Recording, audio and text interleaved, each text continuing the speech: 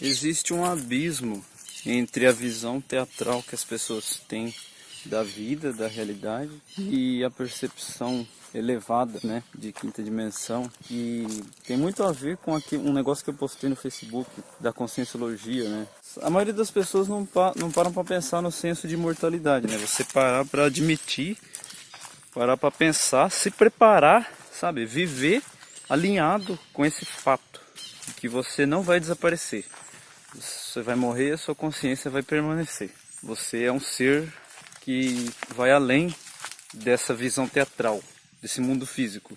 Então tudo. Depois, eu antes vivia assim, né, nessa visão teatral. Eu vou fazer algumas comparações aqui, vou traçar os opostos, né? Não são os paralelos. As minhas sensações, as coisas que acontecem, por exemplo, eu estou andando, passa um besouro, faz maior barulho, um pássaro canta lá, sabe, a natureza. Esse corpo vivo que está ao nosso redor. E se você está no meio da cidade também, o abstrato. As pessoas que passam, os carros, tudo que está acontecendo ao seu redor. E também o que está acontecendo dentro, né? Os dois lados da Torus. Os seus medos, sabe? As suas ansiedades, a própria fome, sabe? As coisas do corpo, a dor, o apetite sexual. E eu diria que esse é o mais difícil de fazer isso que eu vou dizer, né? Que é a observação, como o Bob explica lá. Até no curso básico ele fala disso, em vários outros vídeos aí de alquimia e tal. Você passa a olhar para si mesmo. Então você vê essas manifestações e você olha para aquilo. Quando você está em quinta dimensão, na visão teatral, né, quando você assumiu o senso de imortalidade, você está alinhado com a verdade. Na visão teatral, quando você está longe de tudo isso, você simplesmente vive os momentos. Você sente a dor, sofre a dor. O apetite sexual então nem se fala. Você come às vezes mais do que você precisa, muito mais do que precisa às vezes. Você se desespera com os momentos, passa um bicho e já, sabe, já se perde para a criação ali. Se numa situação de emergência você pode não conseguir reagir bem, se tiver um fogo, um animal enlouquecido, ou uma ameaça mesmo, uma pessoa, se você está na cidade, por exemplo. Eu fico dando mais exemplos de natureza, né? Mas a maioria das pessoas não vive na natureza. Mas na cidade, qualquer coisa. Se você não está observando o momento, você vai ser obrigado a estar ali e simplesmente reagir. E aí é o seu reino animal que toma a frente ali, né? E se você tem um certo alinhamento dentro de si, Deus cuida, né? O mais justo sempre vence, o caminho natural que as coisas seguem. Mas, dependendo do caminho que as pessoas vão escolhendo no decorrer das suas vidas, vão acontecendo os acidentes de percurso, né? Que é uma coisa que também se falava lá na Conscienciologia do Walter. E agora tudo que era conscienciologia do Valdo agora passa a ser conscienciologia luciferiana. Tudo e muito mais, que a gente ainda vai desbravar junto. Então o acidente de percurso, aquela coisa inesperada. Não um erro, uma atrapalhada, uma presepada. Não uma coisa que a gente não gostaria que tivesse acontecido. Como pode ter o acidente de percurso que surpreende também, né? Muitas vezes, é como o Bob fala, né? O acidente de percurso, em todas as vezes, se a pessoa estiver alinhada com a verdade, com Deus, ele vai ser um livramento. Você vai entender que está acontecendo isso aqui porque lá na frente você vai ser livrado de alguma coisa maior que poderia ter acontecido. Porque a pessoa que está alinhada com a justiça, com a verdade, ela não espera a injustiça. Ela não fica pensando que vai acontecer a injustiça com ela, que a desgraça suprema vai acontecer com ela, que ela é justa, ela tem fé em Deus. Então ela sabe que se aconteceu isso agora, lá na frente vai ser poupado de outra coisa que poderia acontecer. Vai acontecer esse momento com outra pessoa que vai ser livrado de algo ainda maior. E assim, um que puxa o outro, que conecta com o outro. E isso é matemático, né? Isso é explicado matematicamente. Se você for analisar toda a visão cabalística da coisa, né? Como os pontos se conectam ali. Você tem o Messias, uma manifestação de Deus, que justamente vive esse momento de experimentar a injustiça. Ele é abandonado pelo Pai Supremo e fica ali para sofrer. Nesse momento, ele era uma pessoa justa, totalmente justo. Uma pessoa, nossa, tem um Harry Potter aqui no Vegeta. Ele era uma pessoa justa e mesmo assim, mesmo sem nunca esperar a injustiça, ele viveu a injustiça. Ele passou por isso. E Deus, né, a simetria, cria esses enlaces, esse tecido, né? As tramas vão se conectando, os pontos vão se conectando, formam um tecido, que é esse chão que a gente vive, que a gente pisa. Inclusive, o Leandro fez um post explicando exatamente isso. No YouTube tem um vídeo, né, onde ele fala lá do Ozzy Pena, do Renan, que aliás eu não vi o vídeo ainda, mas separei para ver. Esse vídeo provavelmente vai sair alguns dias depois.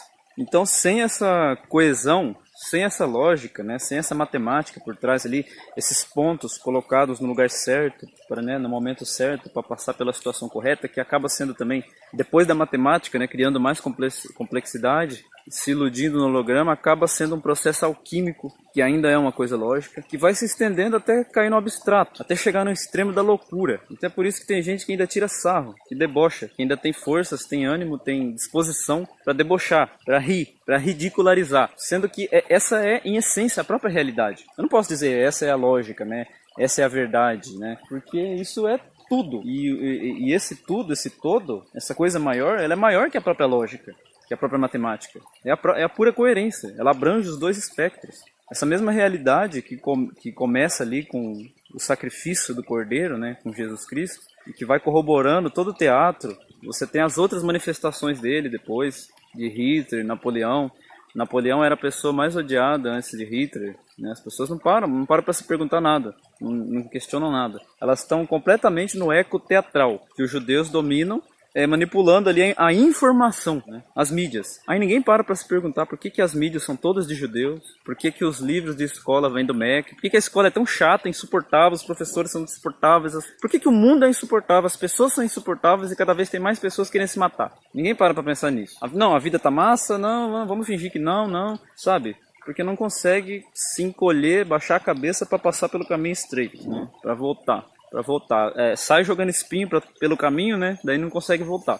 Adora, né, cantar de machão, sai jogando espinho por onde passa. Depois percebe que errou, não consegue voltar. Não tem humildade para voltar, né? Não tem fibra moral para vou descalço, que é mais honra, mais honroso. E isso, infelizmente, é o caminho que a consciência faz, né? É a perspectiva que se faz necessária também, para que no futuro esse tecido continue se costurando e se mantenha vivo, né? Se mantenha coeso. Como as células do nosso corpo também, se a gente faz um corte, os nossos reinos anteriores, mineral, vegetal, animal, vai trabalhando ali para cicatrizar aquela abertura, para se reconectar de novo, né? Para ficar coeso de novo, coerente. E se foge disso, também não termina, né? Volta um reino. É reciclado pela natureza e a consciência que habitava ali, né? A cognição que estava ali, retorna em algum momento. Até o próprio Alexandre Porto, que é um cara da lógica aí, né? Extremamente pitá, tem um vídeo dele explicando a reencarnação, sabe? Que ele fala que se matematicamente ele falando, ele que é ateu lá, né? Que ele diz que é ignóstico, é isso que ele diz que é. Daí pesquisa no Google se quiser saber, mas ele era deísta. Ele explicando que se matematicamente, se você passou a existir, e você existe, é um fato, senão você não estaria ouvindo. Eu, no caso, você não estaria me ouvindo. Então, se matematicamente, né, eu existo uma vez, eu posso existir uma segunda. E agora eles já estão assumindo universos paralelos, né? A mecânica quântica já prova isso. Então eu posso existir lá em algum universo. O que eles não sabem é que esse universo está num lugar só. Não existe um endereço físico que, agora, né, vou sair aqui, vou pegar uma nave, vou sair, e aí vou até, não, né, além da velocidade da luz, entro no buraco de minhoca, faço uma curva lá, pá, né, aí lá não tem norte, engraçado, no espaço não tem norte, sul, não tem nada, né, você vai se orientar como? Aí eu sigo a estrela lá, né, pá, cheguei a outro universo. Eles não sabem que tudo que existe é a cognição, né, é a torus de cada um, sintonizando vibracionalmente cada realidade, cada momento, cada lugar, entre aspas, né? Implicaria que existisse espaço. Na verdade, o espaço ele precisa existir, mas ele existe como um produto da mente. Ele não é como o Thomas Campbell escreveu no livro dele lá, My Big Toe, né? Inclusive, Thomas Campbell vai estar no Brasil esse ano. Quem tiver interesse em vê-lo é falar com o Mário Santos lá, levar a escola de luz para ele, para os Estados Unidos lá, onde ele mora. E ele sabe disso já, né? O espaço é um produto da mente. Por isso que ele fala lá do universo, da simulação holográfica, né? Que o universo como uma simulação de computador, né? O universo poderia ser tomado como um grande computador. E a realidade que você vê dentro do computador é produzida pelo computador. Então, você é esse computador. E a realidade que está em volta de você é você que está renderizando. Então, os universos estão dentro do mesmo universo. Você vai morrer e vai simplesmente nascer em algum lugar. E aí que tá, aí o programador, quem são os programadores por trás disso tudo? Aí é a história oculta que você não vai encontrar na Saraiva, na televisão, no YouTube. A gente até tenta colocar no YouTube, mas o YouTube, já perdemos vários canais aí, deletam nossos vídeos, nos dão strike. O caminho é um só, né? Você entra no site e fica ali atento na comunidade, participando com a galera, conhecendo os outros alunos, redescobrindo a sua história. Te foi tirada, né? Você foi privado de saber a verdade a sua vida toda, e eu também. Tem a sua vida modificada. Agora você deixa de ser alguém que está vivendo, né? Reagindo como um animal mesmo, e passa para o reino dévico. Agora as coisas passam a reagir um pouco a você, né? É um caminho que chega num ponto crítico também, né? As coisas começam a reagir demais, você começa a fritar. Mas isso é outra história, isso é Ragnarok, também tem vários vídeos falando sobre isso. É chegado o momento em que, né, você deixou de ser um animal, você está num reino acima, você já começa a observar e ver as coisas reagindo a você. Você começa, aquilo que o Hélio Couto fala da cocriação, né? Nossa, todo mundo quer ser um cocriador. Agora você começa a viver com mais maturidade, porque você vê o processo cocriativo acontecendo mesmo. Ele é explicado, o Bob explica perfeitamente, entra na escola, seja um aluno, tenha humildade, você vai entender tudo, cada vez mais. Esse é o caminho de cada um aqui, é isso que o Bob ensina. Se querem ser Deus, sejam deuses, mas existe um reino, né? Existe uma verdade, existe uma coisa acima. Para reinar com ele, é preciso entender, né? Aquilo que Paulo escreveu, né? Eu gosto disso. É um jeito bom de resumir a história, sabe? Para não precisar fazer rodeios.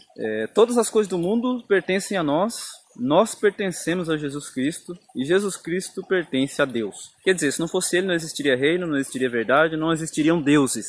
Então, se a gente está tendo a oportunidade de viver como deuses, a gente deve retribuir isso e manter isso até, senão a gente volta para a mesma merda ou uma merda pior, reconhecendo a gente vem depois dele. E ele nos mostrando o tempo todo que ele próprio vem depois de Deus. Mas é isso que eu queria falar, ver que tá bom. Luz para nós. Olha lá. Metamorfo.